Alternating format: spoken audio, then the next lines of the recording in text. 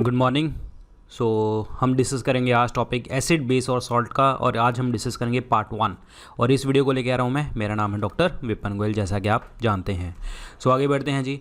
आप मुझे जो है इन जो मेरे दो पेड कोर्सेज आते हैं, 10,000 MCQ कोर्स एंड दूसरा हमारा GS कोर्स, आप दोनों कोर्सेज परचेज कर सकते हैं स्टडी IQ ऐप से बेस्ट सेलिंग कोर्स में, और अपने दोस्तों को भी बता सकते हैं। तो start with the question.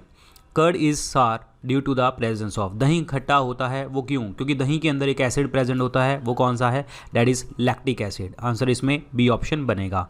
Acetic acid जो होता है विनेगर के अंदर होता है, सिरका जिसे आप कहते हैं, और इसका फॉर्मूला पेपर में बहुत बार आता है, CH3COOH इसको कहते हैं। इसका दूसरा नाम क्या होता है?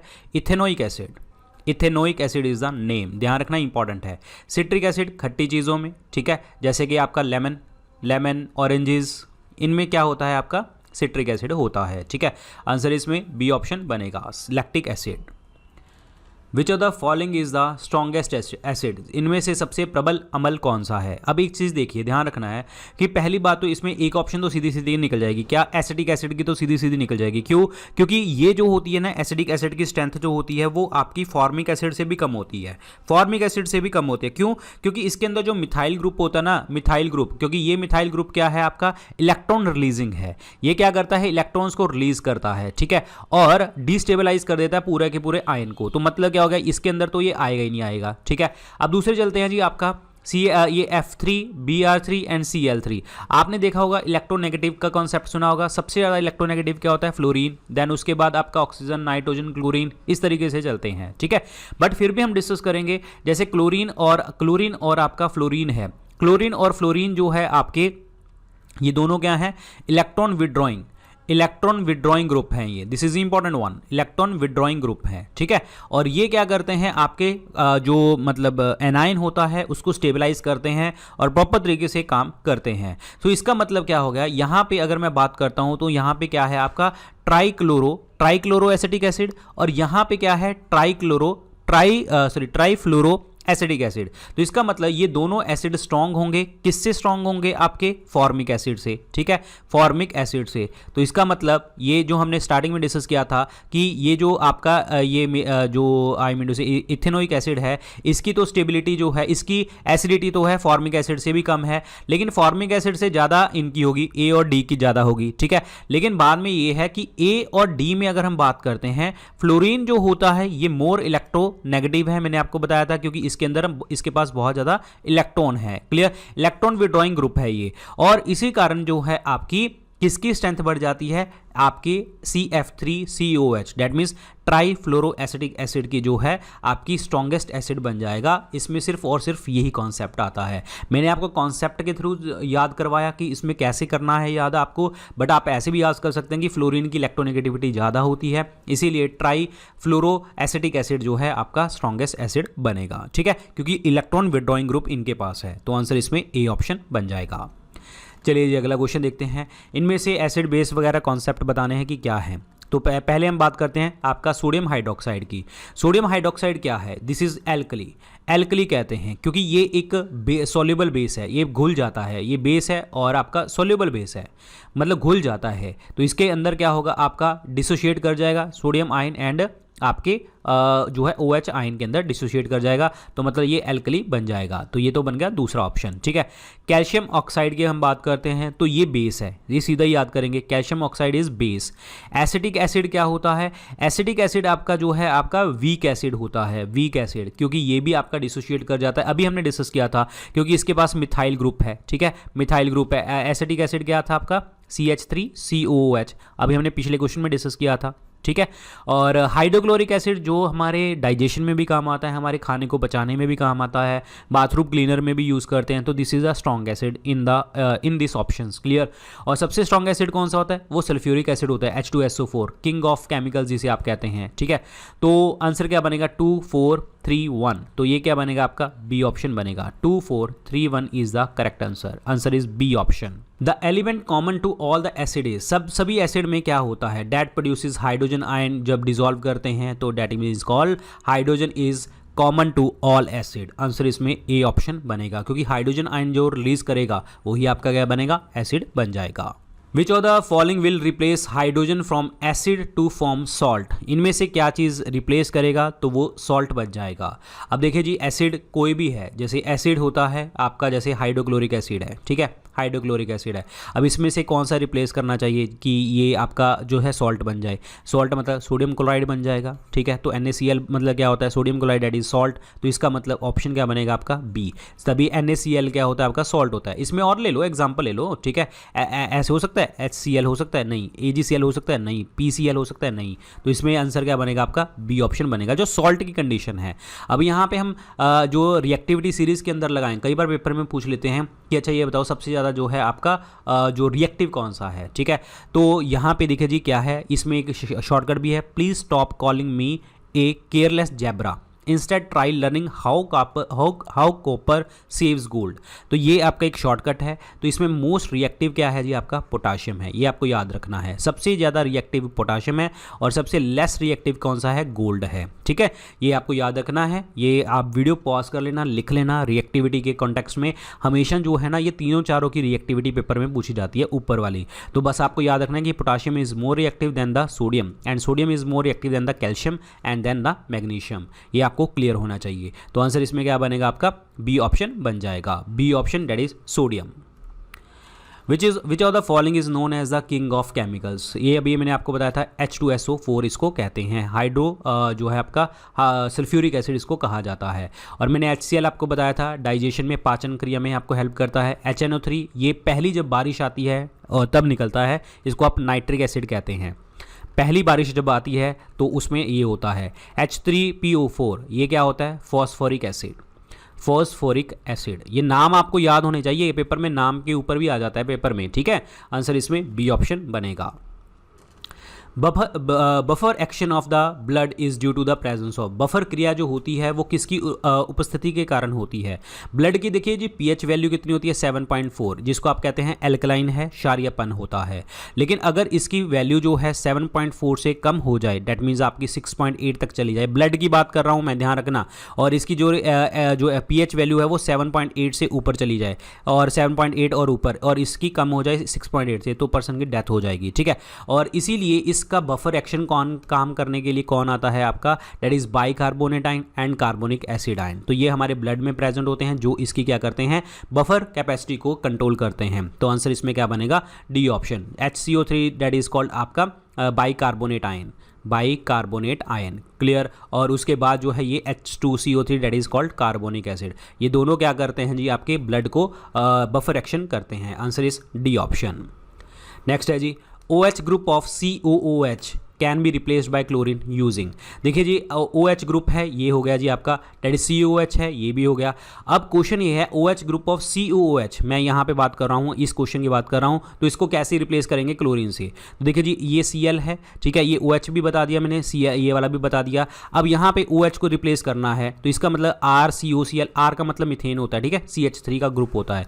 तो यहाँ पे क्या है, RCOCl बन जाएगा, POCl बन जाएगा, HCl बन जाएगा, और इस कंडीशन में भी RCl बन जाएगा, POCl3 बन जाएगा, HCl बन जाएगा। तो इसका मतलब हम किससे रिप्लेस करेंगे, पोटाशियम जो है आपका क्लोराइड से करेंगे, पेंटाक्लोराइड से करेंगे। तो आंसर इसमें ए ऑप्शन बनेगा।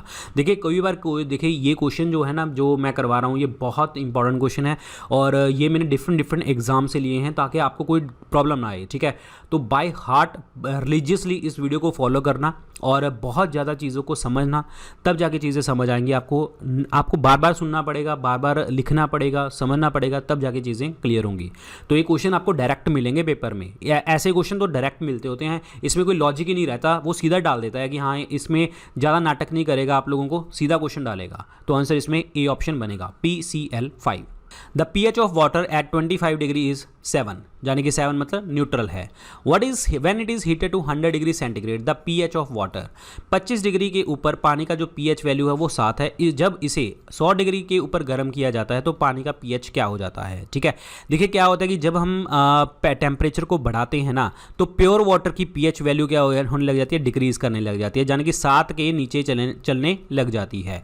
तो इसका मतलब क्या होगा कि जब हम इसको 100 डिग्री के ऊपर गर्म करेंगे तो pH की वैल्यू कितनी हो जाएगी, डिक्रीज हो जाएगी, यानी कि 7 से तो कम जाएगी। तो आंसर इसमें क्या बनेगा, बी ऑप्शन बनेगा, decreases. Vinegar and baking soda produce. देखिए विनेगर क्या होता है, मैंने आपको बताया था इथेनॉइक एसिड सिरका के अंदर होता है CH3COH। बेकिंग सोडा क्या होता है NaCO3 that is sodium bicarbonate. ये दोनों को आप मिलाते हैं, देखिए इन्होंने CH3COH को ऐसे लिख लिया है, CH3COOH को इन्होंने कैसे लिख लिया, C के 2 कंपाउंड है तो ये C के 2 कंपाउंड है, H3H4 यानी कि 4 कंपाउंड जो हाइड्रोजन के हो गए, ऑक्सीजन के 2 हो गए, तो ये मिला के इसमें क्या बनता है आपका, यहाँ पे थोड़ा सा ब्लर लिखा हुआ है बट मैं लिख देता हूँ यहाँ पे NaC2H3O2 ये बनेगा। ठीक है, इसको हम क्या कहते हैं, सोडियम एसीटेट कहते हैं। यहाँ पे शायद ना दिख रहा हो बट मैं लिख देता हूँ आपको, सोडियम एसीटेट इसको कहा जाता है। ठीक है, और दूसरा जो है आपका वाटर बनता है, H2O वाटर बनता है, और तीसरा बनता है आपका कार्बन डाइऑक्साइड। तो इसका मतलब जब ये विनेगर और बेकिंग सोडा मिलते हैं आपस में तो क्या बनता है आपका, कार्बन डाइऑक्साइड बन जाता है। तो आंसर इसमें बी ऑप्शन क्या बनेगा, राइट आंसर बनेगा। सोडियम बाइकार्बोनेट और एसिटिक एसिड को मिला के sodium acetate plus water plus carbon dioxide बनता है। आंसर इसमें बी ऑप्शन क्या बनेगा, राइट आंसर बन जाएगा। चलिए जी, with reference to their strength which one of the following sequence of the basic is correct. मतलब क्या है, एसिड और बेस का कॉन्सेप्ट है। ठीक है, एसिड और बेस में आपको पूछना है कि सबसे ज़्यादा बेसिसिटी किसकी होगी, सबसे कम किसकी होगी। तो इसको आपको रटना ही पड़ेगा, मतलब रटना ही पड़ेगा। इस क्वेश्चन को बाय हार्ट आप देख लो। कई बार मैंने आपको बताया ना कि पेपर में सीधे सीधे क्वेश्चन आते होते हैं ऐसे, बट मैंने इसका एक सोल्यूशन भी निकाला है। कैसे, देखिए जी, बेस की जो स्ट्रेंथ है आपकी, देखो कैसे इंक्रीज हो रही है, ऐसे नीचे जाने के बाद, यानी कि सबसे बेकार जो बेस है वो कौन सा है, ये परक्लोरेट आयन ClO4 सबसे बिल्कुल नीचे आएगा, और नीचे नीचे जाते हैं मेथाइड आयन जो है, इसकी जो है बेसिसिटी इंक्रीज करती जाएगी यहाँ पे। लेकिन एसिडिटी की बात करते हैं तो परक्लोरिक एसिड की जो है एसिडिटी सबसे ज़्यादा है और मीथेन की एसिडिटी कम है। ठीक है, अब यहाँ पे आपको समझ लेना है कि आपका बेस और जो कॉन्सेप्ट आएगा, क्योंकि इस क्वेश्चन में जो है ClO4 दिया हुआ है पहले ही, मतलब ये आपका परक्लोरेट आयन देखने को आपको मिलेगा। ठीक है, और फिर उसके बाद आपकी एसिडिटी इस तरीके से, बेसिसिटी ऐसे डिक्रीज करती जाएगी। क्लियर, तो अब देखते हैं कि क्या इसका ऑप्शन बनेगा। क्या देखते हैं ऑप्शन, तो यहाँ पे देखिए जी, ClO4 की जो है आपकी बेसिसिटी सबसे कम होती है, इससे तो ऊपर सारे ही होंगे। ठीक है, तो आंसर इसमें सीधा सीधा लगाएंगे क्या, बी ऑप्शन लगाएंगे, क्योंकि सबसे ज़्यादा बेसिक कौन सा है आपका, ClO4, क्योंकि इधर मुंह होने का मतलब क्या है कि ये स्ट्रॉन्ग बनते जा रहे हैं बेसिक। ठीक है, ClO4 की सबसे जो है आपकी बेसिसिटी कम होती है, तो आंसर इसमें बी ऑप्शन बन जाएगा। B option is the correct one. Which of the following is carbolic acid. मैंने आपको बताया था ना कि नाम के ऊपर भी पेपर में क्वेश्चन आते हैं, तो ये क्या होता है आपका, this is called phenol. Phenol को कहते हैं C6H6O। C6H6O को हम क्या कहते हैं, कार्बोलिक एसिड कहा जाता है। तो यहाँ पे ये H कितने हैं, 6 हैं, और कार्बन कितने हैं, 6 हैं, और एक है आपका oxygen, C6H6O। Very very important. Clear, इसको हम कहते हैं दैट इज आपका फिनॉल कहा जाता है। इथेनॉल, और इथेनॉल तो आपको पता है कि मैंने बताया था, C2H5OH। Acetic acid CH3COOH, ethanoic acid. Clear, oxalic acid किस में होता है, ऑक्सैलिक एसिड होता है आपका टमाटर में। ठीक है, ध्यान रखना। तो आंसर इसमें ए ऑप्शन बन जाएगा। फिनॉल को कहते हैं carbolic acid. Ammonium chloride is acidic salt because it is a salt of, ये है जी अमोनियम क्लोराइड। ठीक है, ये इसको हम क्या कहते हैं कि ये आपका सॉल्ट है। किस चीज़ का सॉल्ट है, अब जब ये डिसोशिएट कर जाता है तो ammonium ion and chlorine ions में कन्वर्ट हो जाता है, यानी कि सोडियम जो है जो आई मीन टू से ammonium positive and chlorine negative के अंदर जो है ये डिवाइड हो जाता है। क्लियर, अब बात ये है कि जब NaCl3 जब डिसॉल्व करेंगे तो इसमें क्या होगा कि जो NH4Cl है ये एसिडिक सॉल्ट है, यानी कि ये एक स्ट्रॉन्ग एसिड से HCl से स्ट्रॉन्ग एसिड से, और इसका वीक बेस NH3। ठीक है, HCl3 क्या है, HCl क्या है आपका स्ट्रॉन्ग एसिड, और HNO3 क्या है आपका वीक बेस, मतलब बेस आपका जो है क्षारीय कमज़ोर है। जब इसको मिलाते हैं तो क्या बनता है आपका NH4Cl बनता है, दैट इज़ आपका अमोनियम क्लोराइड बनता है। तो इसका मतलब क्या हो गया भाई, ये स्ट्रॉन्ग एसिड और वीक बेस का बना हुआ है। स्ट्रॉन्ग एसिड और वीक बेस का आंसर इसमें सी ऑप्शन बन जाएगा। Strong acid and weak base, answer is C option. By what factor is solution with pH value 2 more acidic than one with pH 6। ठीक है, ये कितनी स्ट्रॉन्ग है। देखिए ये लॉग वैल्यू होती है, बट मैं आपको सीधा बताऊं, इसको डिवाइड कर दो, सीधा डिवाइड कर दो तो आपका आंसर निकल आएगा। ठीक है, डिवाइड करने का मतलब ये है, डिवाइड करने का मतलब यहाँ ध्यान रखना, इसमें क्या होता है पावर में डिवाइड करते हैं। तो 10 की पावर 2 और 10 की पावर 6, तो कितनी पावर बढ़ गई? 10 की पावर 4 पावर बढ़ गई। तो इसका मतलब ये कितना 10 की पावर 4 पावर स्ट्रॉन्ग है। तो आंसर इसमें सीधा निकालेंगे हम डी ऑप्शन। क्लियर, ध्यान रखिए इंपॉर्टेंट है। इसमें पावर को डिवाइड करना होता है पीएच में हमेशा ऐसे करके, कई बार पेपर में ऐसे भी आ सकता है। तो कितनी पावर बढ़ गया? 10 की पावर 1, ठीक है, तो मतलब 10 बन जाता है वहाँ पे। तो आंसर इसमें क्या बनेगा आपका? डी ऑप्शन बन जाएगा। Choose a acid salt from the following. Acid salt की बात कर रहा है, अम्लीय लवण की बात कर रहा है। देखिए जी क्या है, सोडियम सल्फाइड, ये आपका क्या है? Weak acid strong base. Weak acid जाने के जो आपका अम्ल है वो कमज़ोर है, और स्ट्रॉन्ग जो है वो आपका क्षारीयपन है इसके अंदर। तो ये क्या हो गया जी आपका? ये बेसिक हो गया। Na2SO3 जिसे आप कहते हैं सोडियम सल्फाइड, क्या कहते हैं हम इसको? सोडियम सल्फाइड इसको कहा जाता है। क्लियर है, सोडियम सल्फाइड। और ये क्या है आपका? वीक एसिड है, वीक एसिड है, और इसका स्ट्रॉन्ग बेस है, ये भी ऐसे ही है, ठीक है। तो इसका मतलब ये क्या हो गया? ये बेस हो गया। Na2SO4 ये क्या है? ये है आपका सोडियम सल्फेट, ये क्या है आपका? सोडियम सल्फेट है। क्लियर, और इसमें क्या है? स्ट्रॉन्ग एसिड है, और स्ट्रॉन्ग ही क्या है आपका? बेस है। क्लियर, तो इसका मतलब ये क्या हो गया आपका? न्यूट्रल। ये क्या हो गया आपका? न्यूट्रल हो गया है, ठीक है। NaHCO3, NaHCO3 क्या है आपका? सोडियम बाइसल्फेट, सोडियम बाइसल्फाइड है, ठीक है। और ये क्या हो गया आपका? ये एसिडिक सॉल्ट है, ये क्या है आपका? एसिडिक सॉल्ट है, ठीक है।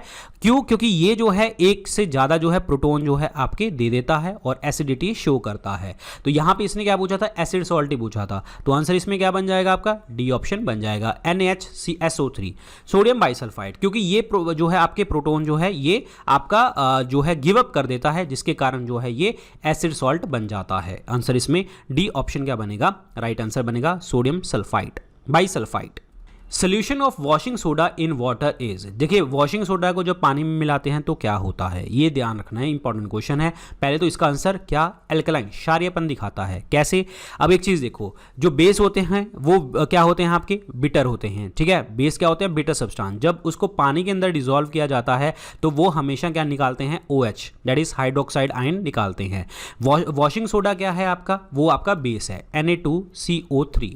क्लियर, जब इसको ये बेसिक नेचर जब हम इसको पानी के अंदर मिलाते हैं 10H जो है आपका पानी के अंदर मिला दिया, तो ये क्या बन जाता है आपका? Carbonic acid, H2CO3 carbonic acid. और इसमें एक सोडियम परऑक्साइड का भी एक ग्रुप निकल आता है, ठीक है, ऐसे निकल आता है। H2 देखो, H2 हो गया, C कितना होगा? 1 है, ऑक्सीजन कितने? 3 है, और ये कितना बन जाएगा आपका? NaOH बन जाता है। इस तरीके से जो है ये सोडियम हाइड्रोक्साइड भी बन जाता है। तो इसका मतलब क्या हो गया? जब ये इस तरीके से करेगा, सोडियम हाइड्रोक्साइड वगैरह बनाएंगे, सोडियम कार्बोनेट जो है मतलब सोडियम हाइड्रोक्साइड वगैरह बनाएंगे, तो ये क्या बन जाएगा आपका? एल्कलाइन वाला पार्ट बन जाता है। तो आंसर इसमें डी ऑप्शन बनेगा right answer. D option very very important, alkaline बन जाता है।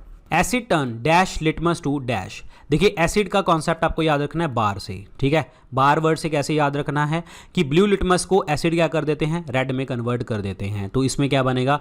Acid turn blue litmus to red. तो आंसर इसमें डी ऑप्शन बनेगा। बार वर्ड याद रखेंगे, ब्लू को एसिड क्या कर देता है? रेड में कन्वर्ट कर देता है। Answer is D. तो ये कॉन्सेप्ट आ गया, ब्लू लिटमस को एसिडिक सॉल्यूशन में डाला, आपका रेड में कन्वर्ट हो रहा है, और रेड वाला ब्लू में कन्वर्ट हो रहा है, और ये आपका ये छोड़ो बेसिक सॉल्यूशन है, ये ब्लू में ही रह रहा है, ठीक है। तो ये आपका कॉन्सेप्ट है, बार वर्ड याद रखेंगे तो आपको समझ आ जाएगा। सल्फ्यूरस एसिड किसे कहते हैं? सल्फ्यूरस एसिड कहा जाता है किसको? H2SO3 को। H2SO3 को सल्फ्यूरस एसिड कहा जाता है। ये क्या है? Sulphuric acid. ये क्या है? सल्फ्यूरिक एसिड कहा जाता है, और किंग ऑफ एसिड इसको कहते हैं, ठीक है। H3SO3 कुछ नहीं होता।